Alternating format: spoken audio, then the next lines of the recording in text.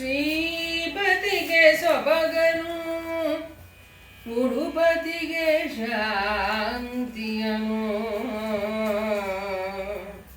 ವಾಣಿಪತಿಗೆ ಚಾತುರ್ಯಮಂ ದಿವಸ್ಪತಿಗೆ ಪ್ರತಾಪಮಂ ಸುರಪತಿಗೆ ಭೋಗಮಂ ರತಿಪತಿಗೆ ಮೂಲೋಕವಾವರಿಸುವರು ಸರಿತ್ಪತಿಗೆ ಗಂಭೀರತೆಯನು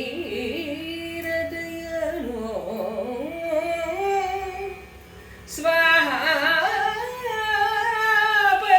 ತೇಜಮಂ ಕೊಟ್ಟ ಗುರುಮೂರ್ತಿ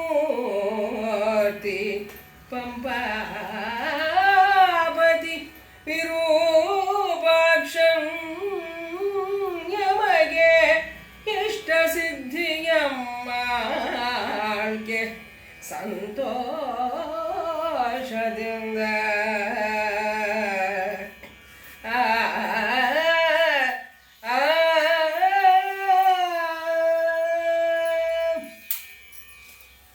ಪರುಷವು ಅಂಗಣದ ಕಲು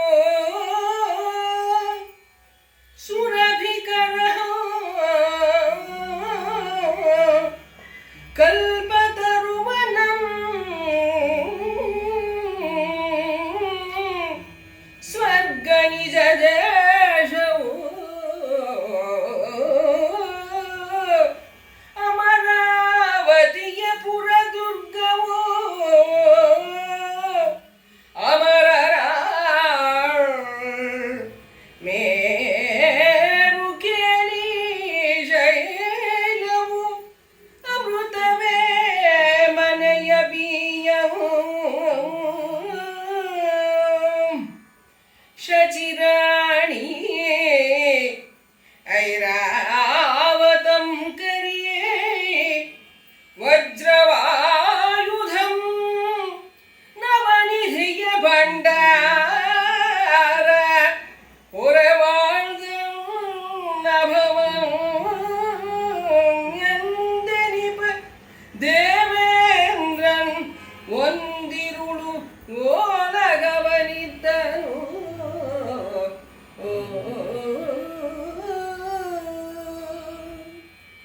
ಗುರು ಬ್ರಹ್ಮ ಗುರು ವಿಷ್ಣು ಗುರು ದೇವ ಮಹೇಶ್ವರ ಗುರು ಸಾಕ್ಷಾತ್ ಪರಬ್ರಹ್ಮ ತಸ್ಮೈ ಶ್ರೀ ಗುರವೇ ನಮಃ.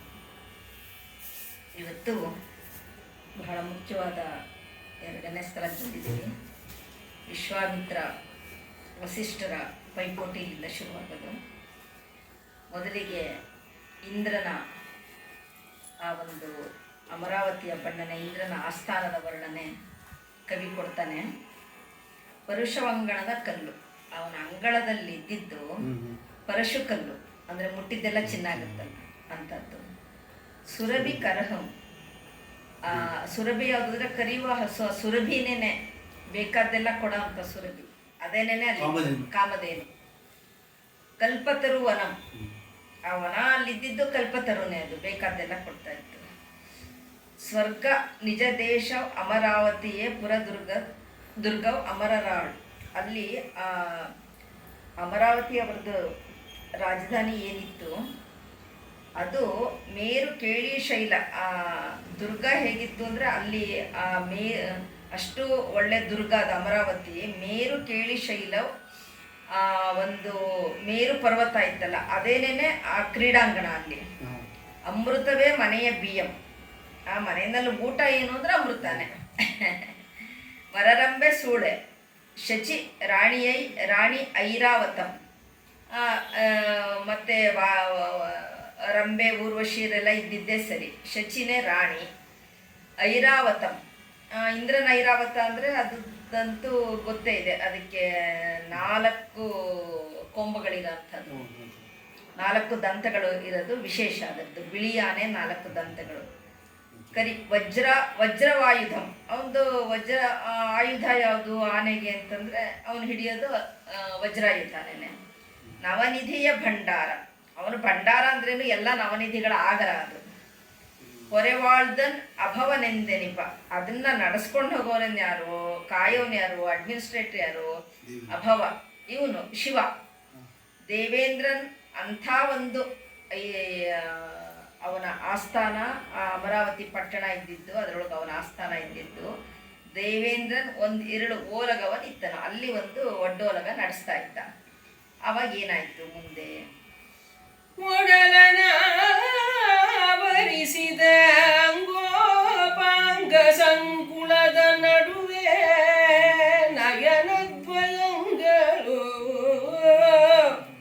ಸಲೆ ನವಗ್ರಹದ ನಡುವೆ ಚಂದ್ರಾದಿತ್ಯರು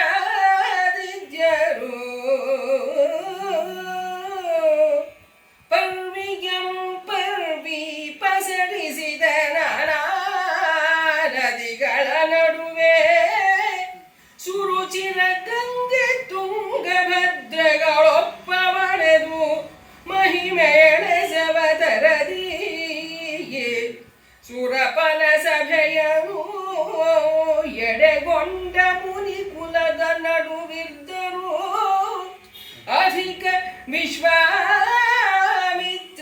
ವಾಸಿಷ್ಠರು.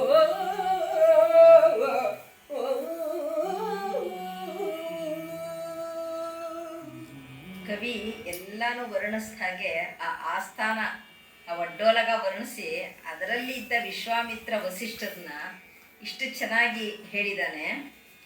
ಒಡಲನ್ನು ಆವರಿಸಿದ ಅಂಗೋಪಾಂಗ ಸಂಕುಳದ ನಡುವೆ ನಯನದ್ವಯಂಗಳು. ನಮ್ಮ ದೇಹದಲ್ಲಿ ಎಲ್ಲ ಅಂಗೋಪಾಂಗಗಳ ಮಧ್ಯ ಇರೋ 2 ಕಣ್ಣು. ಆ ಕಣ್ಣು ಎಷ್ಟು ಮುಖ್ಯ ಅಲ್ಲ, ಅದೇನೇ ಒಂದು ದೇಹಕ್ಕೆ ಶೋಭೆ ಕೊಡೋದು, ಇಡೀ ದೇಹಕ್ಕೆ. ನವಗ್ರಹದ ನಡುವೆ ಚಂದ್ರಾದಿತ್ಯ, ಎಲ್ಲ ನವಗ್ರಹಗಳ ಮಧ್ಯೆ ಚಂದ್ರ ಮತ್ತೆ ಸೂರ್ಯ. ಪೂರ್ವಿಯಂ ಪರ್ವಿ ಪಸರಿಸಿದ ನಾನಾ ನದಿಗಳ ನಡುವೆ ಸುರುಚಿರ ಗಂಗೆ ತುಂಗೆ ಭದ್ರೆಗಳೊಪ್ಪ ಒಡೆದು. ಮತ್ತು ಈ ಇಡೀ ಭೂಮಿಯನ್ನು ಆವರಿಸಿರೋ ಎಲ್ಲ, ಅಷ್ಟು ಒಳ್ಳೆ ಭೂಮಿನ ಆವರಿಸಿರೋ ಅಂತ ಅದಕ್ಕೆ ಶೋಭಾಯಮಾನವಾಗಿ ನದಿಗಳು. ಅದರಲ್ಲಿ ಏನು ಹೇಳ್ತಾನೆ, ಸುರುಚಿರ ಗಂಗೆ ತುಂಗೆ ಅಂದರೆ ಪುಣ್ಯ ನದಿಗಳಾದ ಗಂಗೆ ಮತ್ತು ತುಂಗೇನ ಸೇರಿಸ್ಕೊಳ್ಳೋದು ಬಿಡಲ್ಲ, ಬರೆಯಲ್ಲ. ಯಾಕಂದ್ರೆ ಅದು ಅವನದಲ್ಲ, ಪಂಪಾ ಕ್ಷೇತ್ರದ್ದಲ್ಲ. ತುಂಗಭದ್ರೆಗಳು ಒಪ್ಪ ಒಡೆದು ಮಹಿಮೆಯೋಳು ಎಸೆವ ತೆರದಿ ಸುರಪನ ಸಭೆಯನ್ ಎಡೆಗೊಂಡ ಮುನಿಕುಲದ ನಡು. ಅಂಥ ಒಂದು ಮಹಿಮಾ ಸದೃಶ್ಯವಾದ ಆ ಸುರಪನ ಆಸ್ಥಾನದಲ್ಲಿ ಈ ರೀತಿ ಗಂಗೆ ತುಂಗೆ ಇವರುಗಳೆಲ್ಲ ನದಿಗಳಿದ್ದ ಹಾಗೆ, ಚಂದ್ರ ಸೂರ್ಯ ಇದ್ದ ಹಾಗೆ ಇಬ್ರು ಮುನಿಕುಲದ ನಡುವೆ ಇರ್ದರ್ ಅಧಿಕ ವಿಶ್ವಾಮಿತ್ರ ವಸಿಷ್ಠರು. ಅವರಿಬ್ರು ಇದ್ರು ಅಂದ್ರೆ ಇಷ್ಟು ಮಟ್ಟಕ್ಕೆ ಅವ್ರು ಕಂಗೊಳಿಸ್ತಿದ್ರು ಅಂತ, ಅವರು ಹೇಗಿದ್ರು ಅಂತ. ಅಲಸದೆ ಸಮಸ್ತ ಭೂಮಂಡಲವನಾಳ್ವ ರವಿಕುಲ ಜರಪ್ಪ ಇಕ್ಷ್ವಾಕುವಂಶದರ ಅರಸುಗಳೊಳು ಅತಿಬಲರೆನಿಸಿ ಮನವಚನ ಕಾಯದೊಳಗೆ ಒಮ್ಮೆಯೂ ಹುಸಿ ಹೊದ್ದದಂತೆ ನಡೆವ ಕಲಿಗಳಾರಯ್ಯ. ಅವರ ಪಾರಂಪರೆಗೆ ಸಲೆ ಸಂತ ರಾಜಗುರು ನೀನರಿಯದವರಿಲ್ಲ. ಅವರ ಪಾರಂಪರೆಗೆ ಸಲೆ ಸಂತ ರಾಜಗುರು ನೀನು ಅರಿಯದವರಿಲ್ಲ. ಎಲೆ ಮುನಿಪ ಹೇಳೆಂದು ಹಲವು ಕಣ್ಣಾದವಂ ನುಡಿದನು ವಸಿಷ್ಠ ಮುನಿಗೆ.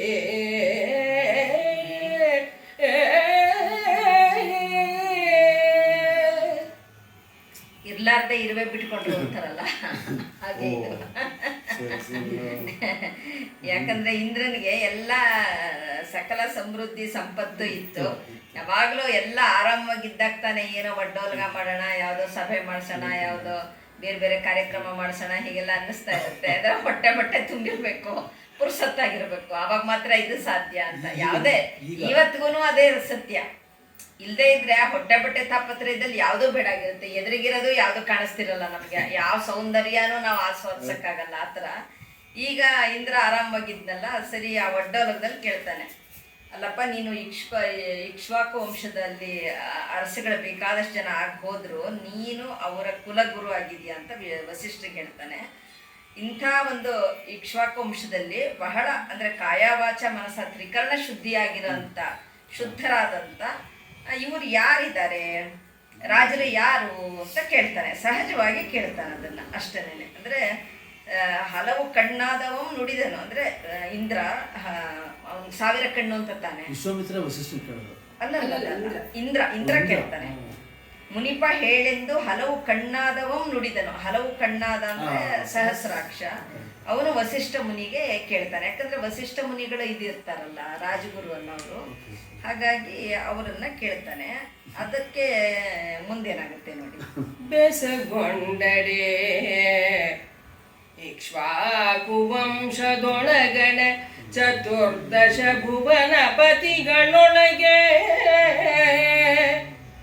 ಎಂದು ತನಕ ನರಿಯೇ ಹುಸಿ ಹೊದ್ದಿದವರಿಲ್ಲ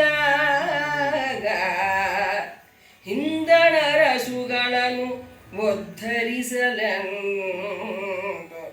ಅವತರಿಸಿದ ವಸುಧಾಧಿಪತಿ ಹರಿಶ್ಚಂದ್ರನು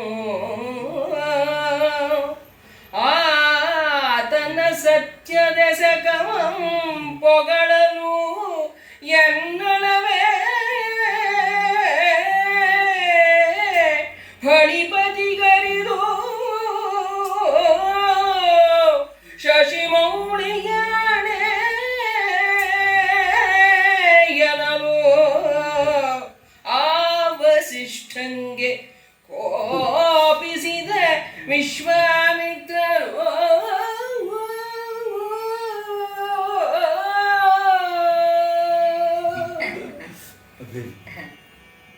ಇದನ್ನ ಕೇಳ್ತಾನೆ.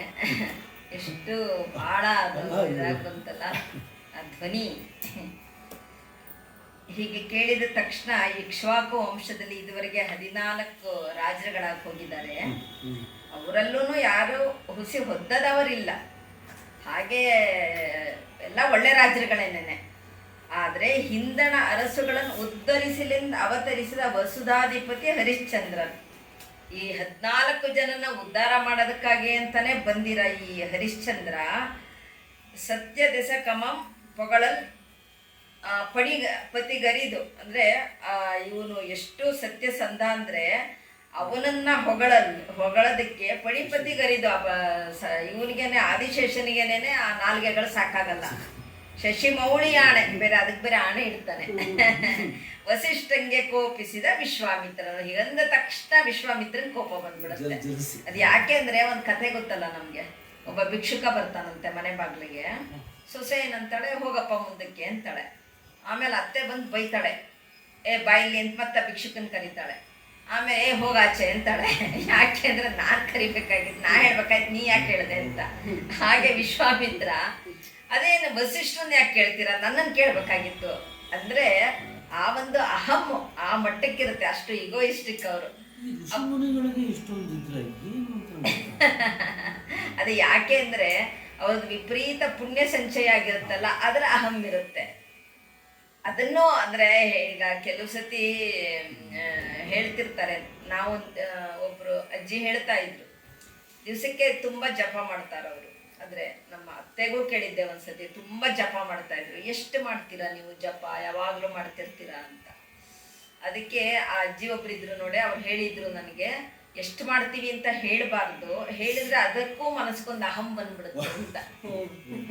ಅಂದ್ರೆ ಅದಕ್ಕೂ ನಾ ಇಷ್ಟೆಲ್ಲ ಮಾಡ್ತಾ ಇದ್ದೀನಿ, ನಾನೇನೋ ಬಹಳ ದೇವ್ರ ಹತ್ರ ಆಗೋಳಿದ್ದೀನಿ, ಅಥವಾ ನಾನೇನೋ ಒಂದು ಅದು ಕೂಡ ಅಹಂ ಬರುತ್ತೆ. ಎಷ್ಟು ಮಾಡಿದೀವಿ ಅನ್ನೋದನ್ನು ನಾವು ಇನ್ನೊಬ್ರಿಗೆ ಹೇಳ್ಕೋಬಾರ್ದು ಅಂತ. ಅಂದ್ರೆ ಆ ಮಟ್ಟನ ವಿನಮ್ರತೆ ಇರಬೇಕು ಅಂತ ಅದು ಇರುತ್ತೆ. ಆದ್ರೆ ಇವ್ರು ಇಂಥ ದೊಡ್ಡ ದೊಡ್ಡ ಋಷಿಗಳು, ಈ ವಿಶ್ವಾಮಿತ್ರ ಸ್ವಲ್ಪ ಅಂದ್ರೆ ಈ ಇದ್ರೊಳಗೂನು ಹಾಗೆ ಹೆಚ್ಚು ಆ ಪಾತ್ರಕ್ಕೆ ಒಂದ್ ಸ್ವಲ್ಪ ವಿಪರೀತ ಮಾಡಿದ್ದಾರೆ ಅನ್ಸುತ್ತೆ ರಾಘವಾಂಕ. ವಿಶ್ವಾಮಿತ್ರರು ದುರ್ವಾಸರು ಇವರಿಬ್ಬರಿಂದ ಕೋಪ ಇಂದ ಲೋಕದ ಕಲ್ಯಾಣ ಆಗುತ್ತೆ. ಕರೆಕ್ಟ್ ಆಗಿ ಇಂಡೈರೆಕ್ಟ್ ಆಗಿ ಲೋಕ ಕಲ್ಯಾಣ ಅಂತ. ಆಮೇಲೆ ಮುಂದೆ ಏನ್ ಹೇಳ್ತಾರ ಅವರು ನೋಡೋಣ. ತೀವಿ ದೊಡ್ಡೋಲಗದ ನಡುವೆ ತನ್ನ ಮೊದಲೊಳೋ ವಿನುಡಿಸದ ಕೋಪವೊಂದು ಆ ವಸಿಷ್ಠ ಮುನಿ ಯಾವುದಂ ಪೇಳ್ದಡೆ ಅದನಲ್ಲ ಎಂಬ ಭಾಷೆಯರಳು ಅಖಿಲ ಜೀವಾವಳಿಯಲಿ ಭಾವಿ ಪಡೆ ಕುಂದನಲ್ಲದೆ ಲೇಸ ಕಾಡದಿಹ ಭಾವ ಮುಪ್ಪುರಿಗೊಂಡು ಕುಡಿ ಬರಿದು ಕಡುಗೋಪವಾವರಿಸಿ ಕೌಶಿಕಂ ನಿಂದು ನಿಲ್ನುಡಿಯಬೇಡ ಎಂದು ಜರದು ಎಂತೆಂದನೋ.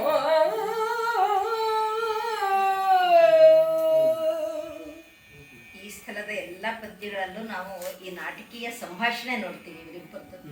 ವಿಶ್ವಾಮಿತ್ರ ವಸಿಷ್ಠರು ಅದು ಒಂದು ರೀತಿ ಬಹಳ ಒಳ್ಳೆ ಶೋಭೆ ಕೊಟ್ಟಿದೆ ಎಲ್ಲ ಪದ್ಯಗಳಿಗೂ. ಅದಕ್ಕೆ ಇವನು ಹೇಳ್ತಾನೆ, ಆ ಒಡ್ಡೋಲಗದಲ್ಲಿ ಮೊದಲು ನನ್ನನ್ನ ಕೇಳಿದೆ, ವಸಿಷ್ಠರನ್ನ ಕೇಳಿದ್ನಲ್ಲ ಅನ್ನೋ ಮೊದಲನೇ ಕೋಪ ವಿಶ್ವಾಮಿತ್ರನಿಗೆ. ರಾಜ ಅವನಿಗೊಂದು ಸ್ವಲ್ಪ ಅಗ್ರತಾಂಬೂಲ ಕೊಟ್ಬಿಟ್ನಲ್ಲ, ಅವನು ಫಸ್ಟ್ ಕೇಳ್ದ ಅಂತ. ಎರಡನೇದು, ವಸಿಷ್ಠ ಮುನಿ ಯಾವುದಂ ಪೇಳ್ದೊಡನ್ ಅಲ್ಲೆಂಬ ಭಾಷೆಯರ ಅಖಿಲ ಜೀವಾವಳಿಯಲ್ಲಿ. ಅಂದ್ರೆ ಕೆಲವ್ರಿಗಿರುತ್ತೆ ನೋಡಿ, opposing just for the sake of opposing ಅಂತ ಅಷ್ಟೇ. They keep opposing everything what ever we say. ಆ ಥರ ಅಪೋಸ್ ಮಾಡಬೇಕು ಅನ್ನೋದಕ್ಕೆ ಮಾಡ್ತಿರ್ತಾರೆ. ಹಾಗೆ ಅದೊಂದು ಸ್ವಭಾವ. ಅದಲ್ದೇನೆ ಇವ್ರು ಏನಾರು ಏನು ಬೇಕಾದ್ರೂ ಹೇಳಿ ವಸಿಷ್ಠ ಮುನಿ ತಪ್ಪೋ ಸರಿನೋ ಅದನ್ನೊಂದು ಅಪೋಸ್ ಮಾಡಬೇಕು. ಜೊತೆಗೆ ಕೆಲವ್ರಿಗೆ ಎಲ್ಲದರಲ್ಲೂ ಏನೋ ಹುಳುಕು ಕಾಣೋದಿರುತ್ತೆ. ನೀವು ಏನೇ ತಗೊಂಡು ಬಂದು ನಿಲ್ಲಿಸಿ 100% ಎಲ್ಲ ಪರ್ಫೆಕ್ಟ್ ಅಂತ ಯಾವುದನ್ನೇ, ಅದರಲ್ಲಿ ಒಂದಾದ್ರೂ ಒಂದು ಹುಡುಕ್ಕೆ ಆಮೇಲೆ ಬಾಕಿ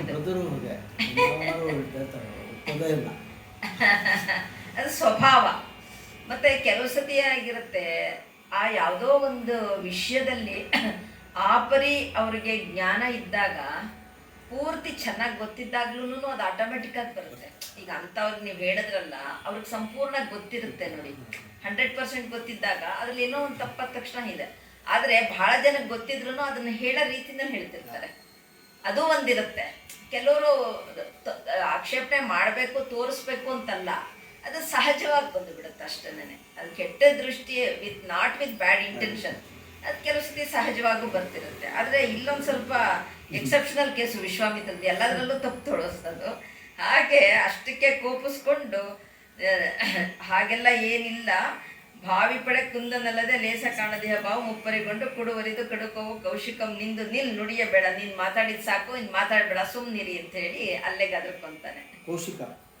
ಕೌಶಿಕನ್ಗೆ, ವಿಶ್ವಾಮಿತ್ರನಿಗೆ, ವಿಶ್ವಾಮಿತ್ರ ವಸಿಷ್ಠರಿಗೆ ಇಲ್ಲ ಇಲ್ಲ ಇಲ್ಲ, ಕೌಶಿಕನೇ ವಿಶ್ವಾಮಿತ್ರ. ಕೌಶಿಕ ರಾಜ ಆಗಿರ್ತಾನೆ. ಆ ರಾಜ ಆಗಿ ಅವನು ವಸಿಷ್ಠ ಆಶ್ರಮಕ್ಕೆ ಹೋಗಿ ಅಲ್ಲಿ ಸುರಭಿ ಇರುತ್ತಲ್ಲ, ಅಲ್ಲಿ ಆ ಕಾಮಧೇನು ಇರುತ್ತಲ್ಲ, ಈ ಇವನೇನ್ ಮಾಡ್ತಾನೆ, ಕೌಶಿಕ ರಾಜ ತನ್ನ ಸೈನ್ಯ ಎಲ್ಲ ಕಟ್ಕೊಂಡು ಒಂದ್ಸತಿ ಇದಕ್ಕೆ ಹೋಗಿರ್ತಾನೆ, ಕಾಡಿಗೆ. ಆ ಕಾಡಿಗೆ ಹೋದಾಗ ಏನಾಗುತ್ತೆ, ಅಲ್ಲಿ ಏನೋ ಹೊತ್ತಾಗುತ್ತೆ, ಬೇಟೆಗೋ ಹೀಗೇನೋ ಹೋಗಿರ್ತಾರೆ. ಎಲ್ಲರಿಗೂ ತುಂಬಾ ಹಶ್ವಾಗಿರುತ್ತೆ. ಅಲ್ಲಿ ಹುಡ್ಕೊಂಡು ಬರ್ತಿರ್ತಾರೆ. ವಸಿಷ್ಠ ಆಶ್ರಮ ಕಾಣುತ್ತೆ. ಆಶ್ರಮ ಕಂಡ ತಕ್ಷಣ ಎಲ್ಲರೂ ಅಲ್ಲಿಗೆ ಬರ್ತಾರೆ. ಬಂದಾಗ ಇಷ್ಟು ಜನಕ್ಕೆ ಅಷ್ಟು 100 ಜನ 1000 ಜನ ಇರ್ತಾರೆ, ಹೇಗಪ್ಪ ಇವ್ರಿಗೆ ಒದಗಿಸೋದು ಊಟ ಎಲ್ಲ ಅಂತ ಇವನಿಗನ್ಸುತ್ತೆ ರಾಜನಿಗೆ. ಆದರೆ ಅಲ್ಲಿ ವಸಿಷ್ಠರ ಪತ್ನಿ ಅರುಂಧತಿ ಇರ್ತಾಳೆ. ಆಕೆ ಆಯ್ತು ಅಂತ ಹೇಳಿ ಅಲ್ಲಿ ಅವರಲ್ಲಿ ಸುರಭಿ ಇರ್ತಾಳಲ್ಲ, ಹಾಗಾಗಿ ಅದು ಕಾಮಧೇನು ಎಲ್ಲ ಬರುತ್ತೆ. ಜಮದಗ್ನಿ, ಹೌದು, ಜಮದಗ್ನಿ ಕಾರ್ತಿವೀರ್ಯಾರ್ಜುನ. ಆಮೇಲೆ ಎಲ್ಲಾನು ಅಷ್ಟು ಜನಕ್ಕೆ ಬೇಕಾದ ಹಾಗೆ ಔತಣ ಎಲ್ಲ ಮಾಡಿ ಕಳಿಸಿ ತುಂಬಾ ಖುಷಿ ಆಗುತ್ತೆ. ಆವಾಗ ಇವನ್ ಕೇಳ್ತಾನೆ, ನನಗೆ ಆ ಕಾಮಧೇನು ಕೊಡು ಅಂತ. ಹಾಗೆ ಕೊಡಕ್ಕಾಗಲ್ಲ ಅಂದ, ಅದನ್ನ ಬಲವಂತವಾಗಿ ಎತ್ಕೊಂಡು ಹೋಗ್ತಾರೆ. ಅದು ತುಂಬಾ ಗಲಾಟೆ ಮಾಡುತ್ತೆ. ಆ ಕಾಮಧೇನು ಅಷ್ಟು ಸುಲಭವಾಗಿ ಒಪ್ಪಲ್ಲ. ಆವಾಗ ಒಂದಿಷ್ಟೆಲ್ಲ ಹೊಡೆದಾಟ ಗಲಾಟೆ ಎಲ್ಲ ಆಗಿ, ಆಮೇಲೆ ನಿನಗೆ ಆ ಯೋಗ್ಯತೆ ಇಲ್ಲ, ನಿನಗೆ ಅದು ಮತ್ತೆ ತಗೊಂಡು ಹೋಗಿದ್ದನ್ನು ವಾಪಸ್ ಬಂದ್ಬಿಡುತ್ತೆ. ಅದು ಕಾಮಧೇನು ವಾಪಸ್ ಬರುತ್ತೆ. ಅದಕ್ಕೆ ನಿನಗೆ ಆ ಇಟ್ಕೊಳ್ಳೋ ಯೋಗ್ಯತೆ ಇಲ್ಲಪ್ಪ, ನೀ ಹಾಗೆ ತಗೊಂಡು ಹೋಗ್ಬಾರ್ದು ಅಂತ ವಸಿಷ್ಠ ಹೇಳ್ತಾರೆ.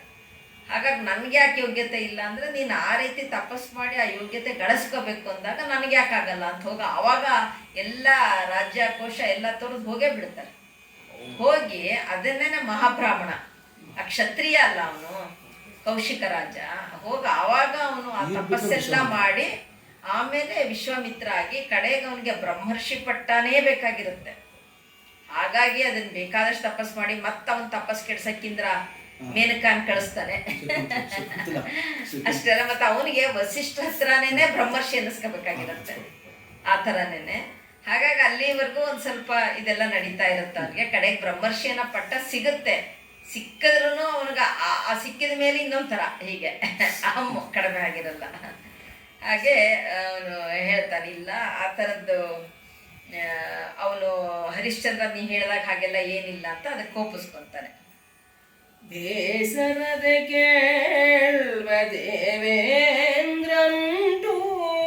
ಎಂದು ಇಂತು ಹೇಸದೆ ಅಕಡಕಡ ಸೊರಗುವರ ವಾಸಿಷ್ಠ ಎನೆ ನಾ ಸೊರಹಿದಾತನವನು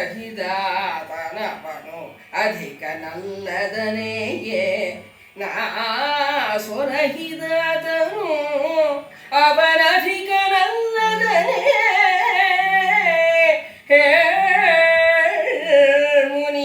ಮುನಿದ ಮೋರೆಯೊಳೆಂದನೆ ರಾಸಿ ಹೊನ್ನುಂಟು ಅಧಿಕ ನಹನು ಎನಲು ಹೊನ್ನ ಮಾತು ಈ ಸಭೆಯೊಳಗೆ ಸತ್ಯನೇ ಹೇಳನು. ಸತ್ಯಲೇಶವಂತು ಅವನಾಳ್ವ ದೇಶದೊಳು ಕೇಳ್ದರಿಯನು ಎಂದ ವಿಶ್ವಾಮಿತ್ರನು.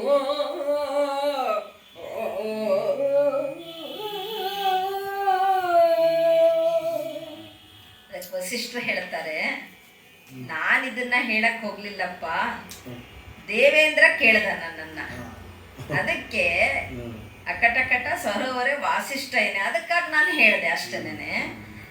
ನಾನು ಹೇಳಿದ್ರಲ್ಲಿ ಸುಳ್ಳು ಏನೂ ಇಲ್ಲ. ಅವ್ರು ಕೇಳಿದ ಹೊತ್ತಿಗೆ ನಾನು ಹೇಳಿದೆ ಅಂತ ಹೇಳಿದ ತಕ್ಷಣ ಇವನು ಹೇಳ್ತಾನೆ, ಹೌದು ಮುನಿದ ಮೋರೆಯೋಳು ಇಂತೆಂದನು ವಿಶ್ವಾಮಿತ್ರ, ರಾಶಿ ಹೊನ್ನುಂಟು ಅಂದರೆ ಇವನ ಹತ್ರ ಬೇಕಾದಷ್ಟು ಹರಿಶ್ಚಂದ್ರನ ಹತ್ರ ಸಂಪತ್ತಿದೆ, ಅದಕ್ಕಾಗಿ ನೀನು ಅದನ್ನು ಹೇಳ್ತಾ ಇದೀಯ ಅವನು ಸತ್ಯವಂತ ಅಂತ ಹೇಳೋದಕ್ಕೆ.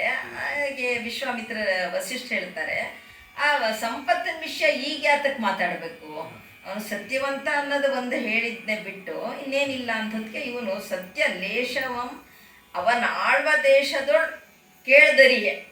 ಸತ್ಯ ಅನ್ನೋದು ಅವನು ಹೇಳೋದು ಹೋಗ್ಲಿ, ಅವನ ಆಳ ದೇಶದಲ್ಲೂ ಲವಲೇಶನೂ ಇಲ್ಲ ಅಂತಾನೆ. ಅಂದ್ರೆ ಆ ಥರ ಚಾಲೆಂಜ್ ಮಾಡೋದು ವಿಶ್ವಾಮಿತ್ರ ವಸಿಷ್ಠರಿಗೆ. ಏನು ಅವೆಲ್ಲ ಸುಳ್ಳು ಇಲ್ಲ ಅಂತ ಹೇಳಿ ಅದನ್ನ ವಾದಿಸ್ತಾನೆ. ಎಸೆವ ಮಗನಿಲ್ಲದಡೆ ನರಕಬಹುದೆಂದು ಚಿಂತಿಸಿ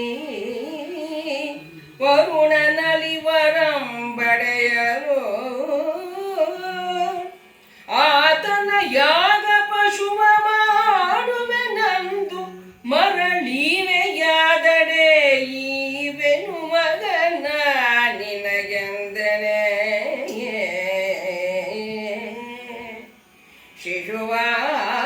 ಶಿಶುವಾದನೆಂಬುದಾದಡೆ ಸಾಕು ಎನಲು ಕೊಡಲು ಉಸಿದು ಅಡವಿಗಟ್ಟಿ ಬೈಚಿಟ್ಟನು ಎಂಬುದನ್ನು ಇಂತು ಎಸೆವ ವೇದಂಗಳೊಳು ಕೇಳಿ ಪೊಗಳುವಡೆ ಅರಿದು ನಿನ್ನ ದೇವಶವೆಂದನು.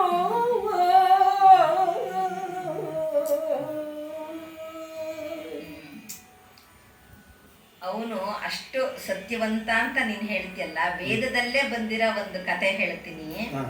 ಹರಿಶ್ಚಂದ್ರನ್ಗೆ ಮಕ್ಕಳಿಲ್ಲದೆ ಇದ್ದಾಗ ವರುಣನ್ನ ಬೇಡ್ಕೊಂತಾನೆ ಅವನು, ನನಗೆ ಒಂದು ಮಗನ್ನ ಕೊಡು, ಆಮೇಲೆ ಆ ಯಜ್ಞ ಮಾಡಿ ನಿನಗೇನೇನೆ ಅವನ್ನ ಅರ್ಪಿಸ್ತೀನಿ ಅಂತ ಹೇಳ್ತಾನೆ.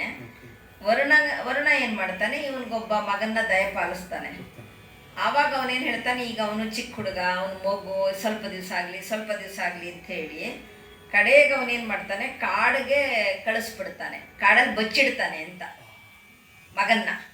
ಇನ್ನೊಂದು ಕಡೆ ಏನು ಹೇಳ್ತಾರೆ, ಅವನೇ ಸ್ವಲ್ಪ ದೊಡ್ಡವನಾಗ್ತಾ ಆಗ್ತಾ, ಇಲ್ಲ ನಿನ್ನನ್ನು ಹೀಗೆ ಬಲಿ ಕೊಡಬೇಕು ನಾವು ಯಜ್ಞದಲ್ಲಿ, ಇದು ವರುಣನ್ಗೆ ಆ ರೀತಿ ಹರಕೆ ಇದೆ ಅಂತ ಹೇಳಿ ಕೇಳಿಸ್ಕೊಂಡು ಅವನೇ ಕಾಡಿಗೆ ಓಡ್ ಹೋದ ಅಂತ. ಅದು ಒಂದೊಂದು ಕಡೆ ಒಂದೊಂದು ಥರ ಇದೆ ವರ್ಷನ್ಗಳು. ಅಂತೂ ಅದನ್ನು ಕೊಡ್ತೀನಿ ಅಂತ ಹೇಳಿದ್ದು ಹೌದು, ಇನ್ನೂ ಕೊಟ್ಟಿರಲ್ಲ.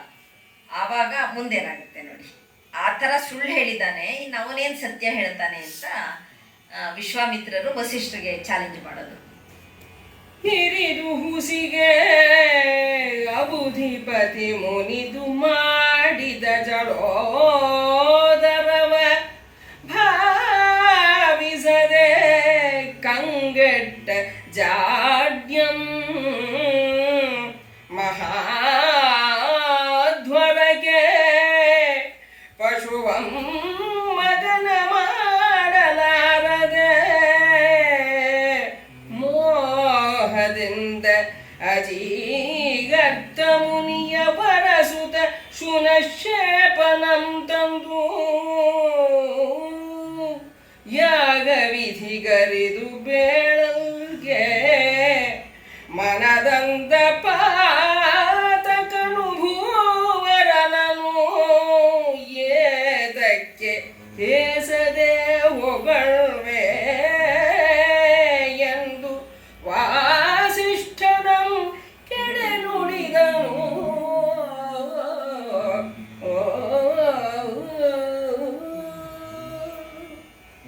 ಮತ್ತೆ ಆ ಕತೆ ಮುಂದುವರಿಸಿ ಹೇಳ್ತಾರೆ ವಿಶ್ವಾಮಿತ್ರರು.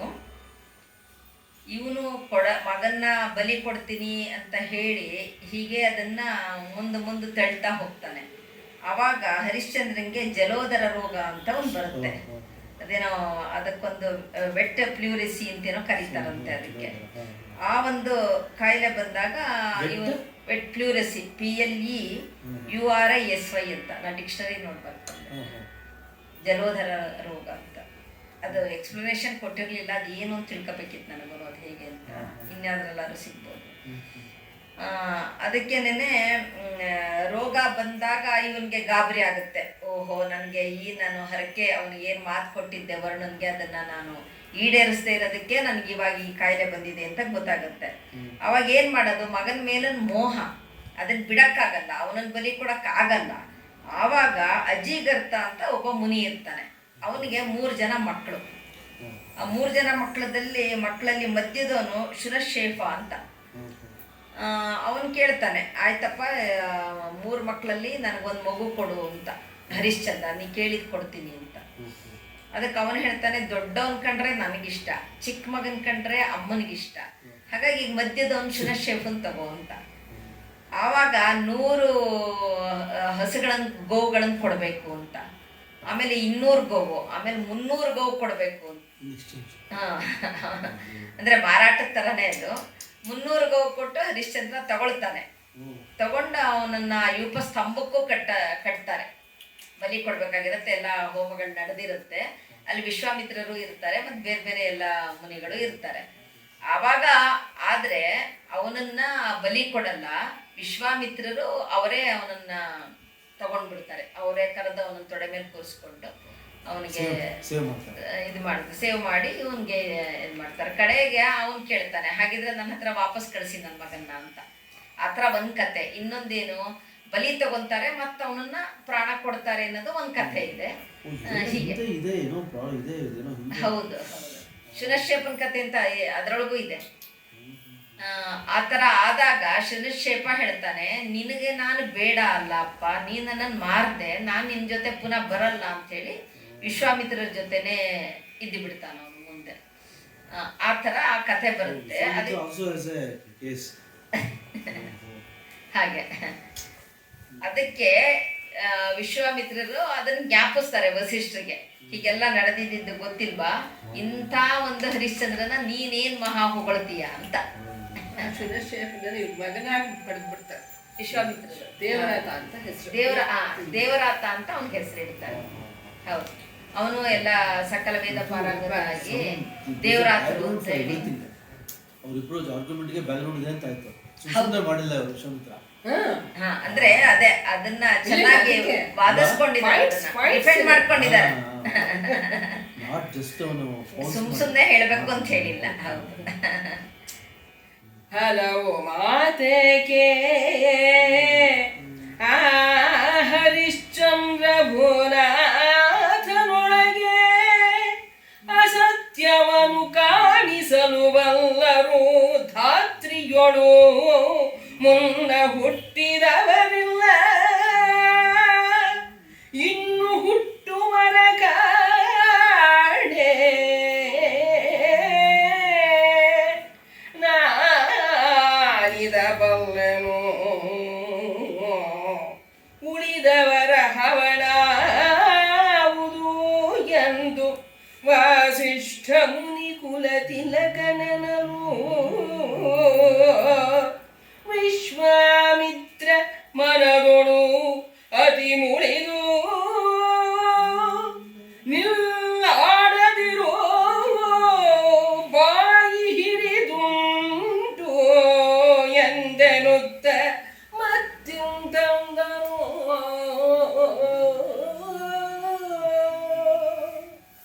ಅಂದ್ರೆ ಪುರಾಣನು ವಸಿಷ್ಠರು ಹರಿಶ್ಚಂದ್ರನ ಪುನಃ ಅವನ ಪರವಾಗಿ ವಾದಿಸ್ತಾರೆ. ಏನಂದ್ರೆ ಈ ಹರಿಶ್ಚಂದ್ರನಂತ ಸತ್ಯವಂತನ್ನ ಭೂಮಿ ಇದುವರೆಗೆ ಕಂಡಿಲ್ಲ, ಮತ್ತೆ ಮುಂದೆ ಯಾರು ಅಂಥವ್ರನ್ನ ಹುಟ್ಟುತ್ತಾರೆ ಅನ್ನೋದನ್ನು ನನಗಂತೂ ಇನ್ನಂಥದ್ದವ್ರು ಹುಟ್ಟುತ್ತಾರ ಅನ್ನೋದು ಗೊತ್ತಿಲ್ಲ. ಹುಟ್ಟುವರ ಕಾಣೆ ನಾನಿದ ಬಲ್ಲೇನು, ಆ ಥರದವ್ರು ಹುಟ್ಟೋದೇ ಇಲ್ಲ ಅಂತ. ಅಂದರೆ ಇದ್ರೊಳಗೆ ಒಂದೇನು ಅಂತಂದರೆ ಹರಿಶ್ಚಂದ್ರ ಏನೋ ಒಂದು ಹೀಗೆ ಮಾಡಿರ್ಬೋದು ಮಗನ ವಿಷಯದಲ್ಲಿ. ಅದು ಒಂಥರ ಏನಾಗುತ್ತೆ, ಅದು ಒಂದು ಕೇಸ್ ಬಿಟ್ಟರೆ ಆ ಒಂದು ಘಟನೆ ಮುಂದೆಂದೂ ಅವನು ಆ ಥರ ಅಸತ್ಯವಾದಿಯಾಗಿ ನಡ್ಕೊಳ್ಳಲ್ಲ, ಬಹಳ ಚೆನ್ನಾಗಿ ನಡ್ಕೊಂಡು ಬರ್ತಾನೆ. ಅಂದರೆ ಒಂದು ರೀತಿಯಲ್ಲಿ ಸೈಂಟ್ ಹ್ಯಾಸ್ ಎ ಪಾಸ್ಟ್ ಅಂತಾರಲ್ಲ, ಸಿನ್ನರ್ ಹ್ಯಾಸ್ ಎ ಫ್ಯೂಚರ್ ಅಂತ, ಆ ರೀತಿ ಇವನು ಅದೊಂದು ಆಗಿರಬಹುದು, ಅದರ ಮುಂದೆಂದೂ ಹಾಗೆ ಮಾಡಲ್ಲ. ಅದಕ್ಕೆ ವಸಿಷ್ಠರು ಅಷ್ಟು ಒಂಥರ ಗಟ್ಟಿಯಾಗಿ ಆತನ ಪರವಾಗಿ ವಾದ ಮಾಡ್ತಾರೆ. ಇಲ್ಲ, ಆ ಥರದವನು ಇಲ್ಲವೇ ಇಲ್ಲ, ಹಾಗೆ ಸತ್ಯಸಂಧ ಅಂತ ಹೇಳಿದಾಗ ವಿಶ್ವಾಮಿತ್ರರು ಅವ್ರಿಗೆ ಇನ್ನೂ ಕೋಪ ಬರುತ್ತೆ. ಬಾಯಿಗೆ ಬಂದಿದ್ದು ಕೇಳ ಅಂತ ಇಂದ್ರ ಇಲ್ಲಿದ್ದಾನೆ ಅಂತ ಹೇಳಿ ಬಾಯಿಗೆ ಬಂದಾಗೆ ಹಿರಿದುಂಟೆಂದು ಬಾಯಿ ಹಿರಿದುಂಟೆಂದು ಸುತ್ತ ಮತ್ತಿಂದೆಂದನು ಹಿರಿದುಂಟೆಂದೆನುತ ಮತ್ತಿಂತೆಂದನು, ಭಾಳ ಬಾಯಿ ದೊಡ್ಡದಾಗಿದೆ ಅಂತೆಲ್ಲ ಮಾತಾಡಬೇಡಪ್ಪ, ಸಾಕು ನಿಲ್ಸು ಅಂತ ಹೇಳ್ತಾನೆ. ವನಧಿಪರ್ಯಂತ ಧರೆಗೆ ಅರಸಾತನು ಅದರೊಳ ಧನವುಳ್ಳ ಶಿಷ್ಯನಾಗಿಹನು, ನಿನಗತಿ ವಿಪುಲ ಧನವನು ಆರಾಧಿಸುವನು ಅಂತಲ್ಲದೆ ಆತನಾರೈಕೆಯೊಳಗಿರ್ಪೆ ನೀನು, ಎನಿದರ ಗಳಿಸಿ ಬಣ್ಣಿಸಲೊಪ್ಪದಯ್ಯಾಗ ಹೇಳೆನಲು ರಾಜ ಪ್ರತಿಗ್ರಹದ ಬಲದವನೆ ನಾನೆನೆ ಮುನಿಯ ಬೇಡ ಆತ ಹುಸಿದನಾದಡೆ ನಿನ್ನನೇ ಗೈಯಬಹುದು ಎಂದನೋ.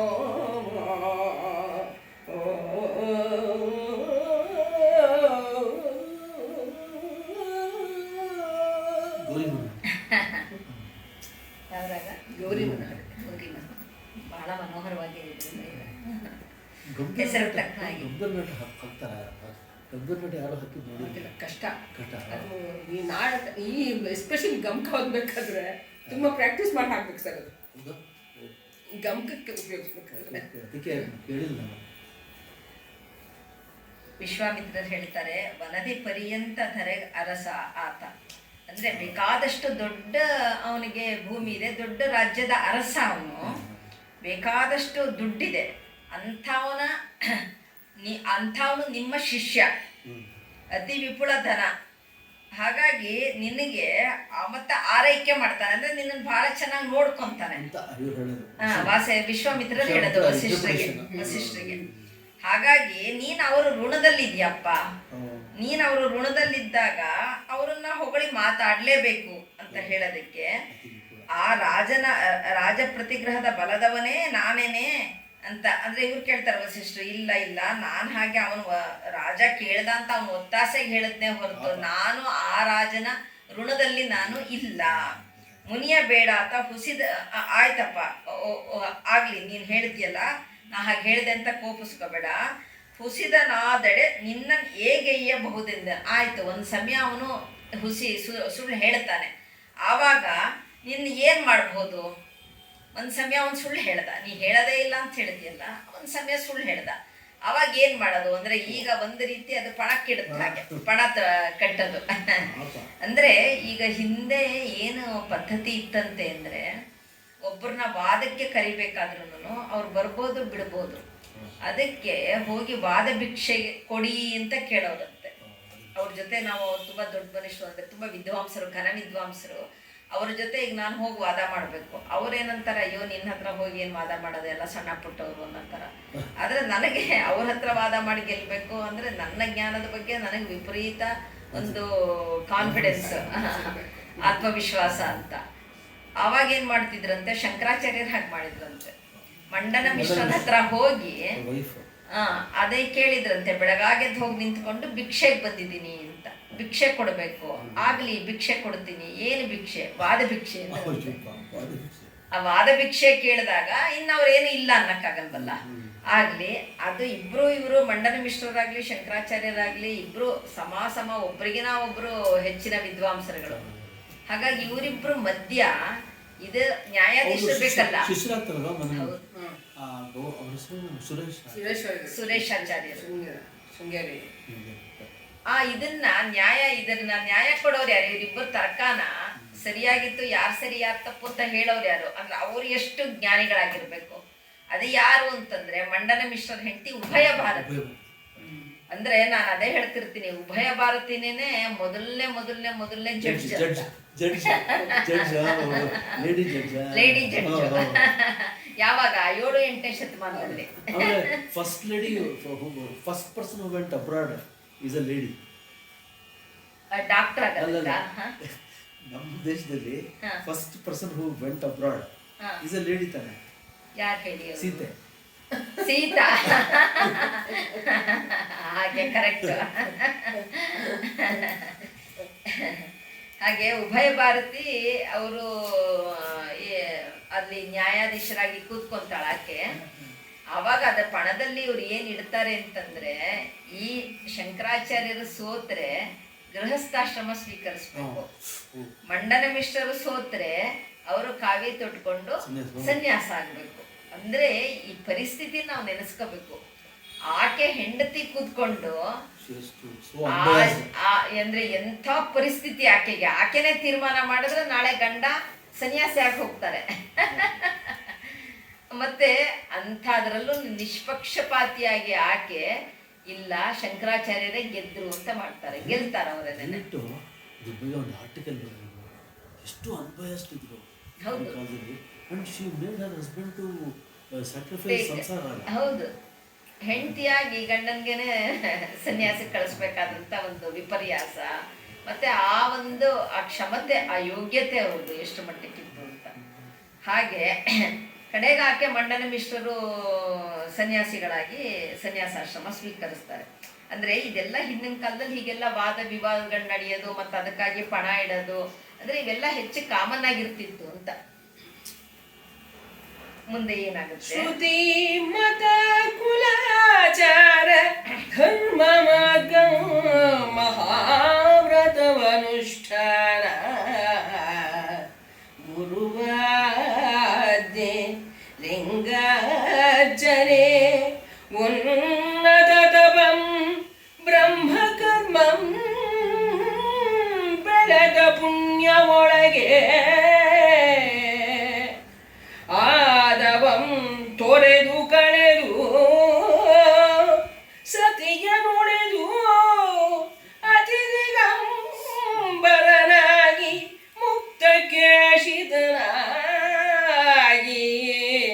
ನರಕ ಬಾಲದೊಳು ಸುರೆಯರೆದು ಕುಡಿಯುತ್ತ ತೆಂಕಮುಖನಾಗಿ ಹೋಗಂ ಹರಿಶ್ಚಂದ್ರ ಮರೆದು ಹುಸಿಯಂ ನುಡಿದಡೆ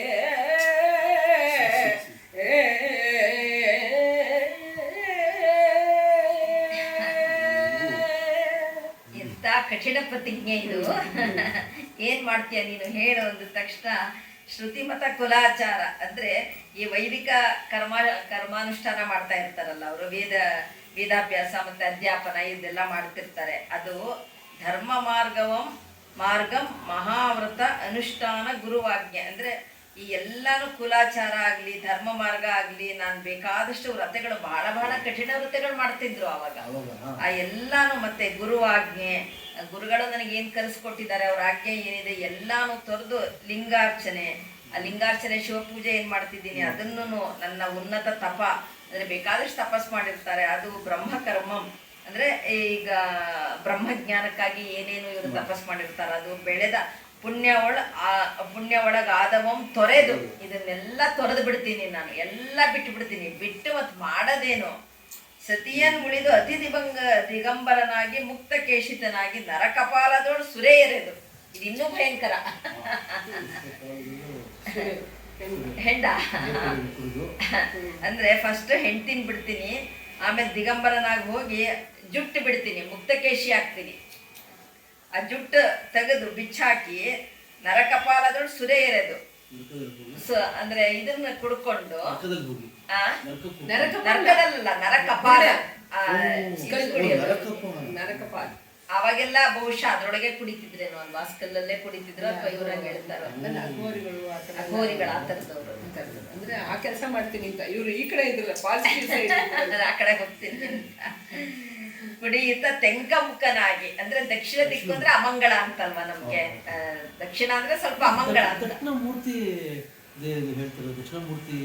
ಈಶ್ವರನ ಯುವ ರೂಪ ಅದು ದಕ್ಷಿಣಾಮೂರ್ತಿ. ದಕ್ಷಿಣಾಮೂರ್ತಿ ದಿಕ್ಕು ಎಲ್ಲ ದಕ್ಷಿಣಕ್ಕೆ ವಿಮುಖನಾಗಿರ್ತಾನೆ.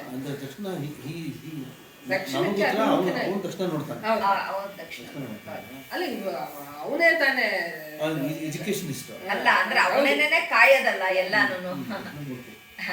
ಅಂದ್ರೆ ಲೋಕ ಕಾಯೋನವನೇ, ಮತ್ತೆ ಎಂಥದ್ದು ಸೃಷ್ಟಿ ಸ್ಥಿತಿ ಲಯಕರ್ತ ಅವನೇ. ಅವನಿಗೆ ಎಲ್ಲಿ ಹೇಗೆ ತಿರ್ಕೊಂಡ್ರು ಪರವಾಗಿಲ್ಲ. ಆದ್ರೆ ದಕ್ಷಿಣಾಮೂರ್ತಿ ಅಂದ ತಕ್ಷಣ ವಿದ್ಯೆಯ ಆದಿಗುರು ಅಂತ. ಮತ್ತೆ ಶಿವನ ಯುವ ಸ್ವರೂಪ ಯಾರಿಗೂ ಗೊತ್ತಿಲ್ಲ, ಯಾಕಂದ್ರೆ ಅವನ ಹುಟ್ಟು ಎಲ್ಲಿ ಹೇಗೆ ಬೆಳೆದ ಏನು ಗೊತ್ತಿಲ್ಲಲ್ಲ, ಅವನ ಆದಿ ಅಂತ್ಯ ಏನು ಗೊತ್ತಿಲ್ಲ. ಆದರೆ ದಕ್ಷಿಣಾಮೂರ್ತಿ ರೂಪದಲ್ಲಿ ಅವನು ವಿದ್ಯಾಗುರು ಆಗಿ ಯುವ ಶಿವ ಅಂತ ಹೇಳ್ತಾರೆ ದಕ್ಷಿಣಾಮೂರ್ತಿನ. ಮತ್ತೆ ದಕ್ಷಿಣಾಮೂರ್ತಿ ದೇವಸ್ಥಾನಗಳು ಬಹಳ ಇಲ್ಲ, ಕಡಿಮೆ, ಕೆಲವೊಂದು ದೇವಸ್ಥಾನದಲ್ಲಿ ಇರುತ್ತೆ. ಇಲ್ಲಿದ್ಯಾ? ಅಪರೂಪ, ಕಡಿಮೆ ಇದೆ. ಮತ್ತೆ ಕೆಲವೊಂದ್ ಕಡೆ ದೇವಸ್ಥಾನದಲ್ಲೇನೆ ಒಂದ್ ಕಡೆ ದಕ್ಷಿಣಾಮೂರ್ತಿನ ಇಟ್ಟಿರ್ತಾರೆ. ನಂಜನಗೂಡಲ್ಲಿ ಇಟ್ಟಿದ್ದಾರೆ ಆ ತರ. ಹೌದು, ದಕ್ಷಿಣಾಮೂರ್ತಿ ಹೌದಾ?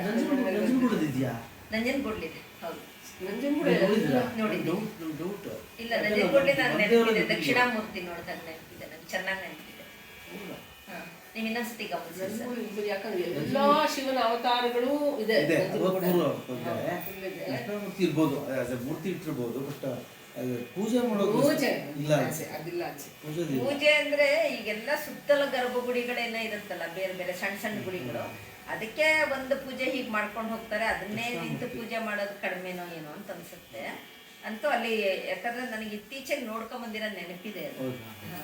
ಮತ್ತೊಂದ್ಸತಿ ಹೋದಾಗ ನೋಡ್ಬೇಕು. ಇಲ್ಲಿ ಹೇಳೋದು ನಮ್ಮ ನಾನಿತ್ರ ಹೋಗ್ತೀನಿ ಅಂತ. ಹೌದು, ನಾನು ಈಗ ಯಾರು ತೆಂಕಮುಖನಾಗಿ ವಿಶ್ವಾಮಿತ್ರ ನಾನು ಹೇಳೋದು. ಹರಿಶ್ಚಂದ್ರ ಅಲ್ಲಲ್ಲ, ಏನಾದ್ರೂ ವಸಿಷ್ಠ. ವಸಿಷ್ಠ ಹೇಳೋದು. ವಸಿಷ್ಠ ಹೇಳ್ತಾ ಇರೋದು. ಅಂದ್ರೆ ಅವ್ರ ಮೇಲೆ ಅವ್ರು ಸೋತ್ರೆ. ಆಯ್ತು, ಈಗ ಹರಿಶ್ಚಂದ್ರ ಸುಳ್ಳು ಹೇಳಿದ್ರೆ ಅವಾಗ ನೀವ್ ಏನ್ ಮಾಡ್ತೀರಾ ಅಂತ ಕೇಳ್ತಾರಲ್ಲ ವಿಶ್ವಾಮಿತ್ರರು ವಸಿಷ್ಠರನ್ನ. ಅದಕ್ಕೆ ಅವಾಗ ನೋಡು, ಆತರ ಹರಿಶ್ಚಂದ್ರನ ಬಾಯಲ್ಲಿ ಸುಳ್ಳು ಬಂದ್ರೆ ನಾನು ಈ ತರ ಮಾಡ್ತೀನಿ ಅಂತ ಅಲ್ಲಿಂದ ಅಲ್ಲೇ ಹೇಳ್ತಾರೆ. ಅಂದ್ರೆ ಅವರ ಒಂದು ಇಬ್ಬರ ಇದು ಒಂದು ರೀತಿ ವಾದ ವಿವಾದ, ಅದರ ಜೊತೆಗೆ ಪರಸ್ಪರ ಖಂಡನೆ, ನಿಂದನೆ, ಜಗಳ ಎಲ್ಲ ನಡೆದಿರುತ್ತೆ. ಅಂದ್ರೆ ಯಾರೋ ಕೂತ್ಕೊಂಡು ಎಲ್ಲೋ ಮಾಡೋದ್ ಕೆಲವು ಸತಿ ಯಾರಿಗೋ ಎಲ್ಲೋತ್ತಾಗತ್ತೆ ಅಂತ ಅಲ್ವಾ. ಎಷ್ಟೋ ಕಡೆ ಹರಿಶ್ಚಂದ್ರನ್ ಬಂತು, ಇವರೆಲ್ಲೋ ಲೋಕದಲ್ಲಿ ಅವರಿಬ್ರು ಗಲಾಟೆ ಮಾಡಿದ್ರು. ಪಾಪ ಕಾರ್ ಹೋಗ್ಬೇಕಾದ್ರೆ ಅವನು ಡ್ರೈವರ್ ಸ್ವಲ್ಪ ಸಡನ್ ಅವರ ರಿಲೇಟಿವ್ ಕೈ ತಗೊಂಡ್ರು, ಯಾರು ಹೊಡೆದಿಲ್ಲ, ಕಾರೊಳಗೆ ಇರೋರೇ ಅವ್ರ ಮೇಲೆ ಬಿದ್ದು ಇಲ್ಲಿ ಕಾಲವ್ರಿಗೆ ಒಂದು ಪಾಪ ನೋಡಿ ಎಂಥ ಹೌದು. ಇದು ಒಂದು. ಇನ್ನೊಂದೇನು ಗೊತ್ತಾ, ಯಾರೋ ನಮ್ಮಷ್ಟು ನಾವು ಇಲ್ಲಿರ್ತೀವಿ, ನಮ್ಮ ಮೇಲೆ ಇನ್ನೆಲ್ಲೋ ಮಾತಾಡಿ ನಮ್ಮ ಮೇಲೆ ಎಫೆಕ್ಟ್ ಆಗಿ, ಅಂದ್ರೆ ಆ ಥರ ಆಗ್ಬಿಡುತ್ತೆ ಅದು. ಸರಿ, ಹರಿಶ್ಚಂದ್ರನ್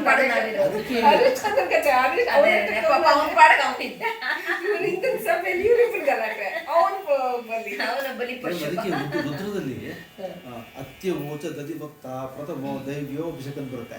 ಅತ್ಯವೋಚ ದಧಿಭಕ್ತ ಅಂದ್ರೆ ಸಪೋಸಿಂಗ್ ಯಾರೋ ಒಬ್ರು ಏನೋ ಚಂದ್ರಕಾಂತ್ ಬ್ಯಾಡ ಅಂತ ಡಿಸ್ ಮಾಡ್ತಿದ್ರೆ ಅಲ್ಲೊಬ್ರು ಬರ್ತಾರಂತೆ, ಇಲ್ಲ ಇಲ್ಲ ಅವ್ರು ಹಂಗಿಲ್ಲ, ಅವನು ಅಧಿಭಕ್ತ ಅಂತ, Rudra will come and tell no is not like that ಅಂತ ಬಂದು ಹೇಳ್ತಾರಂತೆ.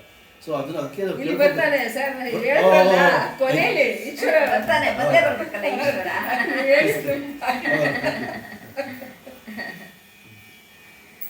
ಧರೆ ಗಗನ ಮಡಸಿ ಕಾದು ಮಡೆ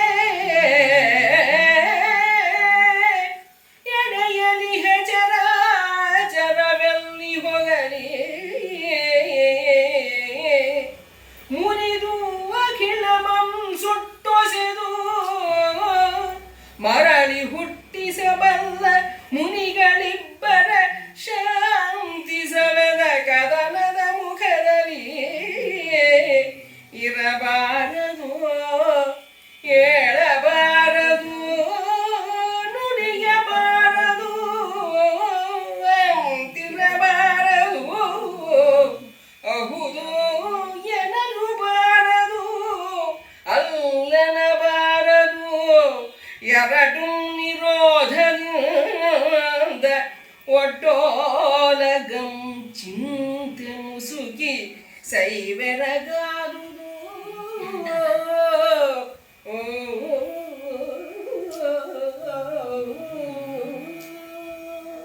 ಅಷ್ಟು ಚೆನ್ನಾಗಿ ನಡೀತಾ ಇದ್ದಿದ್ದೆ ಇಂದ್ರನ ಸಭೆ ಸ್ವಲ್ಪ ಹೊತ್ತಲ್ಲೇ ಯಾವ ಸ್ಥಿತಿ ತಲುಪ್ಬಿಡುತ್ತೆ ಅಂತ. ಧರೆ ಗಗನ ಮಡಸಿ ಕಾದು ಬೆಳೆ ಅಂದ್ರೆ ಭೂಮಿ ಮತ್ತು ಆಕಾಶನೇ ಯುದ್ಧ ಮಾಡಕ್ ಶುರು ಮಾಡಿದ್ರೆ ಆಗ ಬಾಕಿ ಚರಾಚರಗಳ ಕಥೆ ಏನು? ಅವೇ ಎರಡು. ಇಂಥ ಅದು ನನಗೊಂದು ಜ್ಞಾಪಕ ಬಂತು. ಎಸ್ ವಿ ಪರಮೇಶ್ವರ್ ಭಟ್ರು ಅವರು ಒಂದು ತ್ರಿಪದಿಗಳು ಬರೆದಿದ್ದಾರೆ ಒಂದಿಷ್ಟು.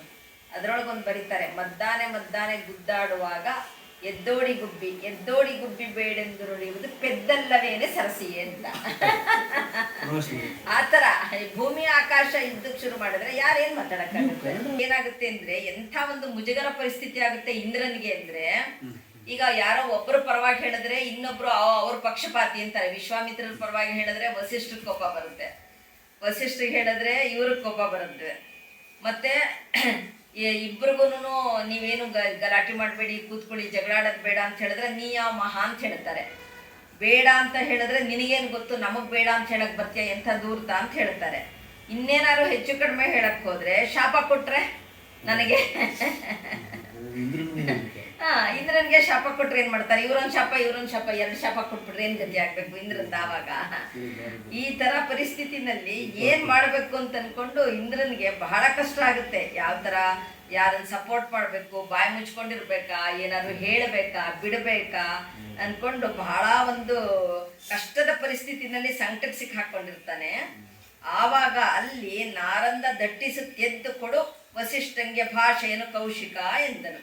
ಅವಾಗ ನಾರದರಿರ್ತಾರೆ, ಈ ಒಂದು ಸಮಸ್ಯೆನ ಪರಿಹಾರ ಮಾಡ್ತಾರೆ ಅವರು. ಅಂದ್ರೆ ಈ ಒಂದು ಎಂಬರಾಸಿಂಗ್ ಸಿಚುವೇಶನ್, ಮುಜುಗರದ ಸನ್ನಿವೇಶ ಏನಿದೆಯಲ್ಲ ಅದನ್ನ ಹೊರಗಡೆ ತರ್ತಾರೆ. ಆಯ್ತಪ್ಪ, ಈಗ ಒಂದು ಸಮಯ ಹರಿಶ್ಚಂದ್ರ ಸುಳ್ಳು ಹೇಳಲಿಲ್ಲ, ಆವಾಗ ಈಗ ಅವ್ರು ಸುಳ್ಳು ಹೇಳಿದ್ರೆ ಏನ್ ಮಾಡ್ತೀನಿ ಅಂತ ಹೇಳಿದ್ರು ವಸಿಷ್ಠರು. ಈಗ ನೀನು ಭಾಷೆ ಕೊಡು, ನೀನೇನ್ ಮಾಡ್ತೀಯ? ಸುಳ್ಳು ಹರಿಶ್ಚಂದ್ರ ಹೇಳದೇ ಇದ್ರೆ ಅವಾಗ ನೀನೇನ್ ಮಾಡ್ತೀಯ? ಕೊಡು ಭಾಷೆ ಕೌಶಿಕ ಅಂತಾರೆ ನಾರದ್ರು. ಧರೆಯೊಳು ಚತುರ್ಯುಗಗಳು ಮರಳಿ ಮರಳಿ ಸಾವಿರ ಬಾರಿ ಬಂದರೆ ಆಚೆಗೆ ಒಂದು ದಿನವು ಆ ದಿನದಿ ಪರಿದಿನ 30 ಬರಲು ಏಕ ಮಾಸವು ಆ ಮಾಸ 12 ವರುಷವು ಆ ವರುಷ ಶತವೆಂಬುದು ಈ ಸುರಪತಿಗೆ ಪರಮಾಯು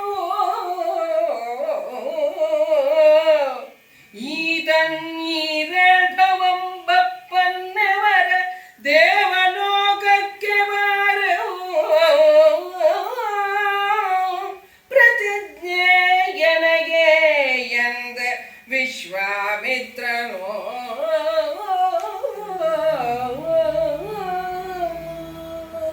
ಅಂದ್ರೆ ಎಂಥ ಇವ್ರದ್ದು ಅಂಥದೇ ಭಯಂಕರ ಪ್ರತಿಜ್ಞೆ. ಇಲ್ಲಿ ಆ ಮ್ಯಾಥಮೆಟಿಕ್ಸು ತಲೆ ಕೆಟ್ಟೋಗ ಅಷ್ಟು. ಧರೆಯೋಳ್ ಚತುರ್ಯುಗಗಳು ಮರಳಿ ಮರಳಿ 1000 ಬಾರಿ ಬಂದೋಳು ಅಜಗೊಂದು ದಿನವ. ಅಂದ್ರೆ 4 ಯುಗಗಳು, ತ್ರೇತ, ಕೃತಯುಗ, ತ್ರೇತಾಯುಗ, ದ್ವಾಪರ ಯುಗ, ಕಲಿಯುಗ. ಈ 4 ಒಂದೊಂದು ಯುಗಕ್ಕೆ ಎಷ್ಟೋ ಸಾವಿರಾರು ವರ್ಷ ಅಂತ ಹೇಳ್ತಾರೆ. ಅದ 4 ಯುಗ 1000 ಸತಿ ಬರ್ಬೇಕು. ಆ 1000 ಸತಿ ಬಂದ್ರೆ ಬ್ರಹ್ಮನ ಒಂದು ದಿನ ಅದು. ಆ ಬ್ರಹ್ಮನ ಒಂದು ದಿನ ಅದು 30 ಆದ್ರೆ, ಆ ಒಂದು ದಿನ 30 ಆದ್ರೆ 1 ತಿಂಗಳಾಗತ್ತಲ್ಲ. ಅಂತಹ 12 ತಿಂಗಳು ಬ್ರಹ್ಮನಿಗೆ 1 ವರ್ಷ. ಅಂದ್ರೆ ಅಂತ 12 ತಿಂಗಳಾದ್ರೆ ಅದು ಬ್ರಹ್ಮನಿಗೆ 1 ವರ್ಷ. ಆ ಬ್ರಹ್ಮನಿಗೆ 100 ವರ್ಷ ಆದ್ರೆ ಆವಾಗ ದೇವೇಂದ್ರನದು ಪರಮಾಯು, ಅದು ಅವನ ಆಯಸ್ಸು. ಅವನಿಗೆ ಬ್ರಹ್ಮನಿಗೆ ಈ ತರ ಎಲ್ಲ ಆಗಿ 100 ವರ್ಷ ಆದಾಗ ಬ್ರಹ್ಮನ್ 100 ವರ್ಷ, ದೇವೇಂದ್ರನಿಗೆ ಒಂದು ಬ್ರಹ್ಮನಿಗೆ 1 ವರ್ಷ, ಬ್ರಹ್ಮನ್ 1 ವರ್ಷ, ಬ್ರಹ್ಮನ 100 ವರ್ಷ, ದೇವೇಂದ್ರನ 1 ವರ್ಷ. ಆ ಬ್ರಹ್ಮನ 1 ವರ್ಷ ಆಗತ್ತಲ್ಲ. ಇಷ್ಟ ಆಗ್ಬೇಕಾದ್ರೆ ಬ್ರಹ್ಮಂಗ 1 ವರ್ಷ ಆಗ್ಬೇಕಾದ್ರೆ ಇಷ್ಟ ಆಗ್ಬೇಕು. ಆ ಬ್ರಹ್ಮಾಂಗ 100 ವರ್ಷ ಆದಾಗ, ಅಂತ 100 ವರ್ಷ ಆದಾಗ ಅದು ದೇವೇಂದ್ರನಿಗೆ ಪರಮಾಯು, ಅದ ಒಂದು ಆಯಸ್ಸು. ಇಂತಹ 14 ದೇವೇಂದ್ರರು ಈ ದೇವಲೋಕನ ಆಳವರೆಗೂ ನಾನು ಇಲ್ಲಿಗೆ ಕಾಲಿಡಲ್ಲ ಅಂತ ಇವರ ಪ್ರತಿಜ್ಞೆ. ಅಲ್ಲಿವರೆಗೂ ನಾನು ಇಲ್ಲಿ ಬರಲ್ಲ ಅಂತ. 5 ಕಾಲ ಆಯ್ತು, ನಿಲ್ಲಿಸ್ಬೋದಾ? ಅಂದ್ರೆ ಇನ್ನು ಇದ್ರೊಳಗೆ 7-8 ಪದ್ಯ ಆಗುತ್ತೆ ಅಂದ್ರೆ ಇನ್ನೂ ಒಂದು 20 ನಿಮಿಷ ಆಗುತ್ತೆ. 5 ಆಯ್ತು, ಇವತ್ತು ಮುಗಿಸ್ಬಿಡ. ಭಕ್ತೀಶಮೇ ದಮೇ ಯೋಗ ಯಾಗ ಶ್ರುತಿ ಮತಮಯ ವಿರಕ್ತಿ ಘೋರವ್ರತ ತಪೋನಿಷ್ಠೆ ಜಪ ಗುಣಾಸಕ್ತತೆ ಸ್ನಾನ ಮೌನ ಧ್ಯಾನವೋ ಆಚಾರ ಸತ್ಯ ತಪ ನಿತ್ಯ ನೇಮ ಯುಕ್ತಿ ವೇದಾಗಮಾಭ್ಯಾಸ ಲಿಂಗಾರ್ಚನಾಸಕ್ತಿಯಂ ಬೆಳೆದ ಪುಣ್ಯದೊಳು ಅರ್ಧಮಮ ಸುಧಾ ಮುಕ್ತರು ಅರಿಯಲು ಕೊಡುವೆನು. ಆ ಹರಿಶ್ಚಂದ್ರ ಹುಸಿಯಂ ನುಡಿಯದಿರಲು ಎಂದನು.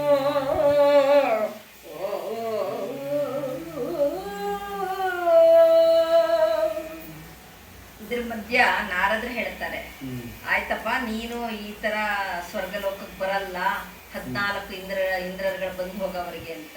ಆದ್ರೆ ಅದ ಹರಿಶ್ಚಂದ್ರಂಗೆ ಏನಾಯ್ತು ಅಥವಾ ವಾಸಿಷ್ಠಿಗೆ ಹಿರಿಯತನ ಕೆಟ್ಟಿಂತು ನುಡಿಯಲ್ ಅಹುದೇ, ಅದನ್ನ ಹೋಗಿ ಹೇಳಿ ನನ್ನ ಘನತೆ, ನನ್ನ ಹಿರಿತನ ನಾನು ಕಡಿಮೆ ಮಾಡ್ಕೊಳಕ್ಕಾಗತ್ತಾ ಅಂತ ವಾಸಿಷ್ಠ ಮುನಿಗಳು ಮತ್ತೊಂದು ಪಟ್ಟು ಕೊಡ್ತಾರಲ್ಲಿ ಈ ಎಲ್ಲ ಉಪಮೆಗಳ ಜೊತೆ. ಸಿಡಿಲು ಹೊಡೆವಡೆ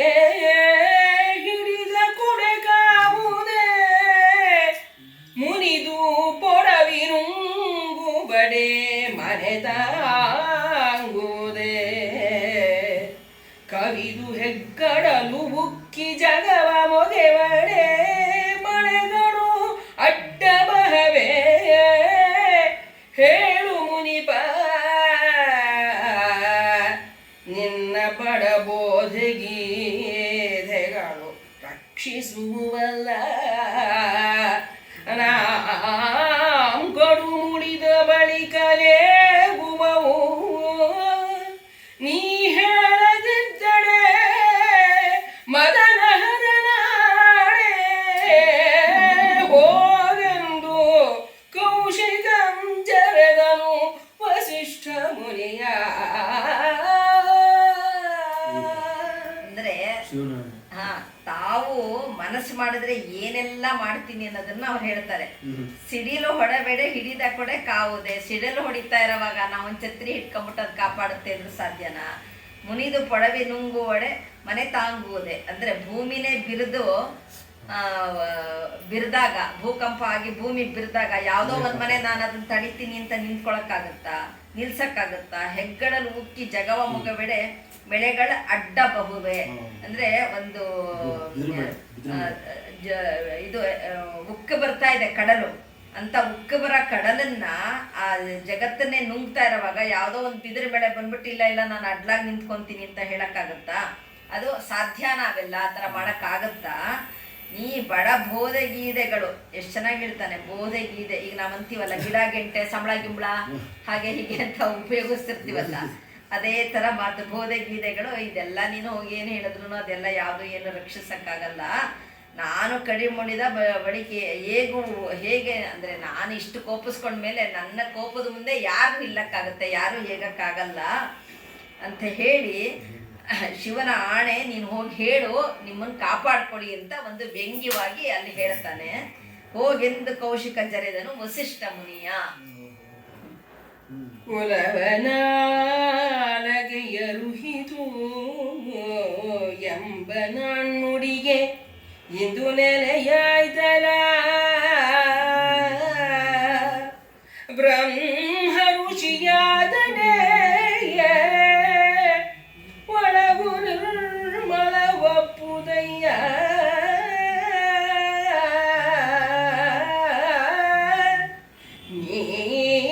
ನೀಮ್ರಾಜರ್ಷಿ ಕೋಪಿಸದೆ ಥಟ್ಟಿಸದೆ ಕೆಡನುಡಿಯದೆ ನಿಲಲೆಂತು ಬಲ್ಲೆ ಎನಲು ಎನ್ನ ನೀನೀಗ ಹೆಪ್ಪಡಿಸದಾಡಿದೆ ಎಂದಡೆ ಅಹುದಹುದು ನಿನ್ನಲಿಹ ನೆಲೆಯಾಡಿತು ಎನೆ ಕೌಶಿಕಂ ಕುಪಿತನಾದನು ಅದನಾಮ ಕವಿ ಬಣ್ಣಿಸುವನು.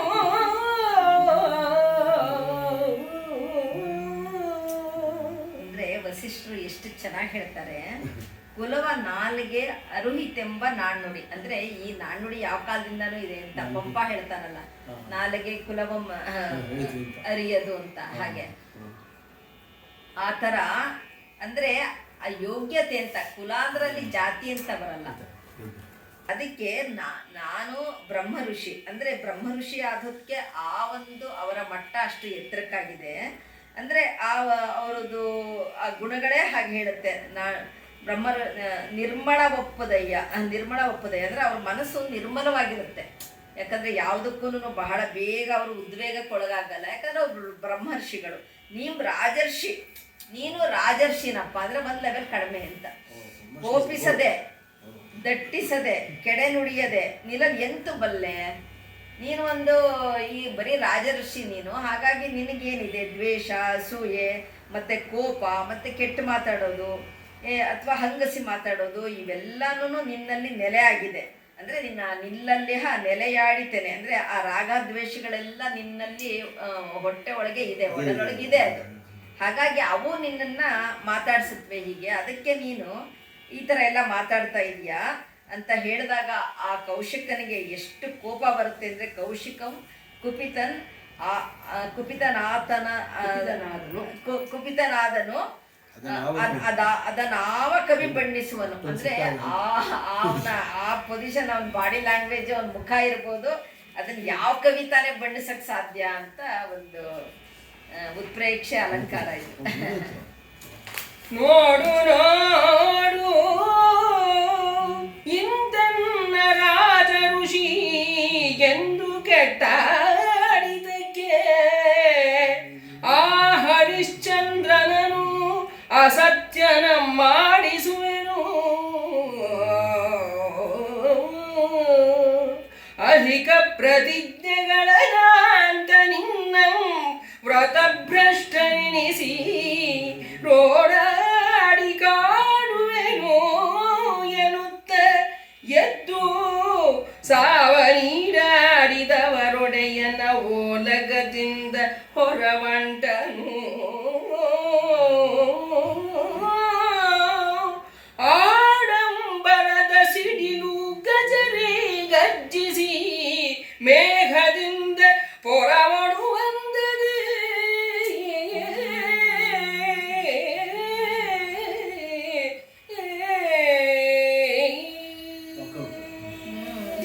ಅದು ಯಾವ ಥರ ಮೇಘದಿಂದ ಗಜರಿ ಗರ್ಜಿಸಿ ಮೇಘದಿಂದ ಪರುಮಡುವಂದದಿ ಅಂದರೆ ಆ ಒಂದು ಮೇಘದಲ್ಲಿ ಇದ್ದಿದ್ದ ಸಿಡಿಲು ಆ ಮೇಘನ ಒಡಕೊಂಡು ಬಂದು ಭೂಮಿ ಮೇಲೆ ಬಿದ್ದ ಹಾಗೆ ಆ ಥರ ಗರ್ಜಿಸಿ ಅಲ್ಲಿಂದ ಹೊರಡ್ತಾನೆ. ಅದಕ್ಕೆ ಹೇಳ್ತಾನೆ ನೋಡಿ, ನೋಡು ನಿಂದೆನ್ನ ರಾಜಋಷಿ, ನೋಡು ನಿನ್ನ ರಾಜಋಷಿ ಅಂತ ಕರೆದ್ಯಾ. ಅಂದರೆ ಆ ಸಂಭಾಷಣೆಗಳು ಕವಿ ಎಷ್ಟು ಚೆನ್ನಾಗಿ, ಭಾಳ ನಾವು ದಿನನಿತ್ಯ ಸಂಭಾಷಣೆ ಮಾಡೋದ್ ರೀತಿಲಿ ತಂದಿದ್ದಾನೆ ನೋಡಿ. ನೋಡೆಂದ ರಾಜಋಷಿ ಅಂತ ನನ್ನ ಕೆಟ್ಟ ಮಾತಲ್ಲಿ ಹೀಗೆ ಕರೆದಿದ್ಯಾ ಅಲ್ಲ, ಹರಿಶ್ಚಂದ್ರನ ಆ ಪ್ರತಿಜ್ಞೆ, ಅವನ ಆ ಸತ್ಯನ ನಾನು ಮುರಿತೀನಿ, ಪ್ರತಿಜ್ಞೆಗಳನ್ನು ಅಂತ ವ್ರತಭ್ರಷ್ಟ ಅಂತ ಅನ್ನಿಸ್ತೀನಿ, ಮತ್ತೆ ಈ ರೀತಿ ನಾನು ಎಲ್ಲ ಮಾಡಿಸ್ತೀನಿ ಅಂತ ಹೇಳಿ ಅವನು ಒಂದು ರೀತಿ ಶಪಥ ಮಾಡಿದ ಹಾಗೆ ಮಾಡಿ ರೋಡಾಡಿ ಕಾಡುವೆನೆನ್ನುತ್ತಾ ಎಲ್ಲರನ್ನೂ ನಿಮ್ಮನ್ನು ಚೆನ್ನಾಗಿ ಕಾಡಿ ಸತಾಯಿಸ್ತೀನಿ ಅಂತ ಹೇಳಿ ಸಾವನ್ನೀಡಾಡಿದವರ ಒಡೆಯ ನೋಲಗದಿಂದ. ಅಂದರೆ ಈ ಪದ ಎಷ್ಟು ಚೆನ್ನಾಗಿದೆ ನೋಡಿ. ಸಾವನ್ನೀಡಾಡಿದವರ ಒಡೆಯ ಅಂದರೆ ಸಾವನ್ನ ಗೆದ್ದ ದೇವತೆಗಳು, ಅವರ ಓಲಗ ಅಂದರೆ ಅವರ ಒಡೆಯ ಇಂದ್ರ, ಅವನ ಓಲಗದಿಂದ ಹೊರವಂಟ. ಇಂದ್ರನ ಒಡ್ಡೋಲಗದಿಂದ ಹೊರಗಡೆ ಹೋದ ಅನ್ನೋದಕ್ಕೆ ಇಷ್ಟು ಪರಿ ಅಲಂಕಾರ. ಅಂದ್ರೆ ಇದು ಕವಿ ಮಹತ್ವ ಅಂತ. ಸಾವನ್ ಈಡಾಡಿದ ಒಡೆಯ ಈ ಶಿವ ಅಲ್ಲಲ್ಲ, ಸಾವನ್ ದೇವತೆಗಳು, ಅವರ ಒಡೆಯ ಇಂದ್ರ, ಸಾವನ್ ಈಡಾಡಿದವರ ಒಡೆಯ ನಿರ್ಜರರು ದೇವತೆಗಳು. ಸಾವನ್ ಈಡಾಡಿದವರು ದೇವರುಗಳು, ಅವ್ರ ಒಡೆಯ ಇಂದ್ರ, ಅವನ ಮೂಲಕದಿಂದ ಹೊರವಂಟ. ಅಂದ್ರೆ ಎಷ್ಟೋ ಸತಿ ಹೀಗೆ ಯಾರೋ ಮಾಡೋದಕ್ಕೆ ಯಾರೋ ಎಲ್ಲೋ ಕೂತ್ಕೊಂಡೆಲ್ಲೋ ಏನೋ ಆಗುತ್ತೆ ಅಂದಾಗ ನನಗೆ ಮೊನ್ನೆ ಪ್ರಾಂಜಲ್ದ ಅದೇ ಜ್ಞಾಪಕ ಬಂತು. ಯಾರೋ ಏನೋ ಒಂದು ಯಾವ ಪುಸ್ತಕದಲ್ಲೋ ಏನೋ ಇದೆ, ತಾವೇನೋ ಉಳಿಸ್ಕೋಬೇಕು, ತಾವೇನೋ ಮಾಡ್ತೀವಿ, ಸಾಧಿಸ್ತೀವಿ ಅನ್ನೋದಕ್ಕೆಲ್ಲ ಶ್ರೀಪತಿಗೆ ಸೊಬಗನು ಉಡುಪತಿಗೆ ಶಾಂತಿಯನು, ವಾಣಿಪತಿಗೆ ಚಾತುರ್ಯಂ, ದಿವಸ್ಪತಿಗೆ ಪ್ರತಾಪಮಂ, ಸುರಪತಿಗೆ ಭೋಗಮಂ, ರತಿಪತಿಗೆ ಮೂಲೋಕವಾವರಿಸುವ ರೂಪಂ, ಸರಿತ್ಪತಿಗೆ ಗಂಭೀರತೆಯನು, ಸ್ವಾಹಾಪತಿಗೆ ತೇಜಮಂ ಕೊಟ್ಟ